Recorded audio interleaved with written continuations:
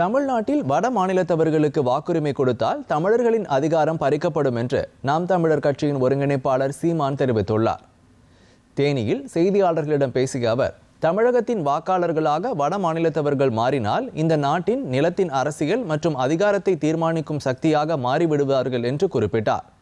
தமிழகத்தில் வட மாநிலத்தவர்கள் தங்கி வேலை செய்யலாம் என்ற சீமான், ஆனால் தேர்தல் நேரத்தில் இங்கு வாக்களிக்க கூடாது என்றும் சொந்த மாநிலத்தில்தான் வாக்களிக்க வேண்டும் என்றும் கூறினார். ஒரே நாடு ஒரே ரேஷன் கார்டுங்கிறது திட்டமே அதுக்கு தான் அவங்க கொண்டு வந்தாங்க. சரி உழைக்கிறான், வேலை செய்யறான், சரி குடும்ப அட்டை கொடுத்தா சாப்பிட்டு போகணும். தேர்தல்னா வாக்கு போய் அவன் மண்ணில் செலுத்திட்டு வர முடியும்.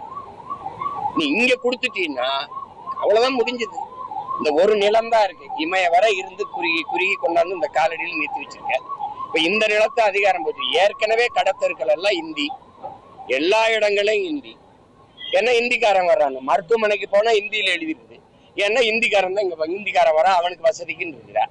அப்ப இந்தி பேசக்கூடிய இன்னொரு மாநிலம் இது மாறாதுன்னு என்ன உறுதி இருக்கு?